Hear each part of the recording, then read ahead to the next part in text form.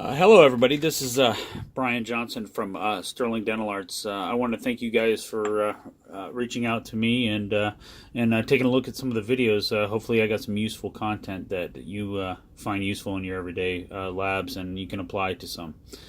The purpose of I had a learning thought here. You know, we all have cases around the laboratory that you see a case and you say, hey, you know, I'd like to share this with someone because we use it in our everyday things and it might be useful to someone. You'll notice here that that I have these clasp here on the partial here wrapped all the way around 360 here and then even draped over here. Well, as you all well know, with flexible partials, your design is not usually 100% set in stone, and this is one of those cases.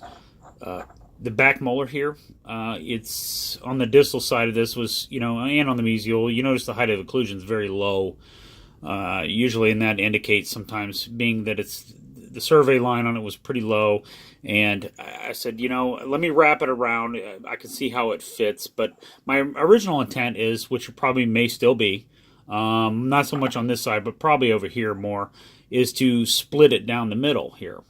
And the part of the reason why I want to wrap this around is because sometimes on these tips when you go to slice it here, you know, and you try to wax it real precise, you don't have that much finishing to do. Of course, that's what we all want to do. But sometimes in those tips there, you know, you get that stone in there from flasking on the other side, it can become trapped down there and you really can't see what's going on usually.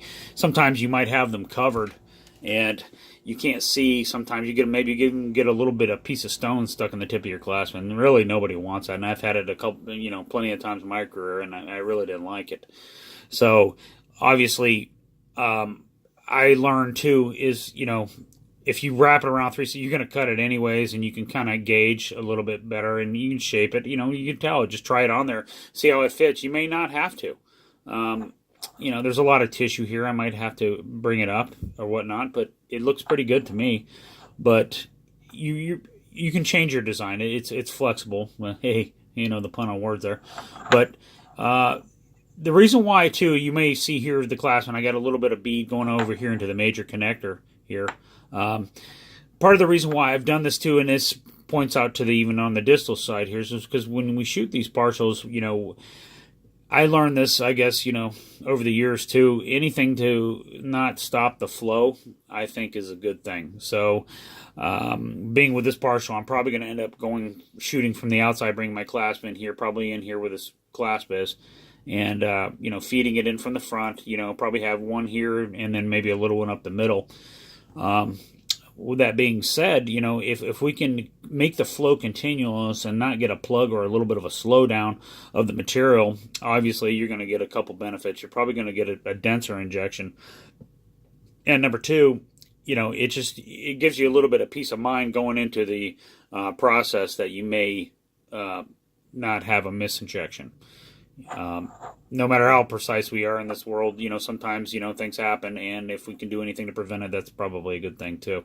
Another thing I want to bring up here, being that I got this model rotated around here, you can also apply this to free-ended teeth hanging off. You know, just you got a hanger there, and you got a distal, not a distal, but a retaining tooth here with a clasp on it, and so you got one right adjacent to it. You just got a free hanging tooth there. What you can do is wax it in, you know, wax it all the way around, make it continuous and touch in the design that you want. And they say you know you're going to cut it, but to help with the flow, as I discussed, you can wrap it around and get it all the way in there how you like it. And then, you know, take your instrument, your wax instrument, you know, and just trace out the demarcation line to where you're probably going to cut it. And that way you reduce a lot of finish line, because usually it's tight in there, but you can just, you know, draw it out, get it thin. Don't completely go through into the stone, obviously, because we want to keep, that's the whole purpose of this, so we can keep the flow in there. That will really help. I found that more often than not that works out pretty good. Like I said, ideally with these flexible cases, usually you want to pull everything a little bit more forward on the cache or major connector, and obviously we got to plate these. We don't have much choice here, but if you can pull everything more forward on a flexible, usually under the cast, more toward the buckle, that's great. Usually it'll eliminate a lot of problems. If I got to wing this, I have to wing it. You see, I got a lot of tissue touching there. Obviously, I kind of need a plate. I need some sort of reciprocation there, but for the most part, like I said, my plan was is to cut these, and since I'm here and showing this, I think everybody would find that beneficial, because nobody likes stone in their clasp, and you, like I said, you might want to change it. You might want to keep its circumference clasp. This one over here is pretty thin. That may end up being the case, and being it's 3 teeth and on a short tooth, you might want to. So I think this could be, maybe you might want to give it a shot and try this out. At worst comes to worst, you're probably going to end up with a denser injection, and that ain't a bad thing. So I just thought I had this little sharing moment here, and actually turned out to a pretty good technical tip. I wanted to thank everybody for subscribing and tuning into the YouTube channel for me, and I appreciate your support. If you can find some of this useful. One little last thing I wanted to bring up.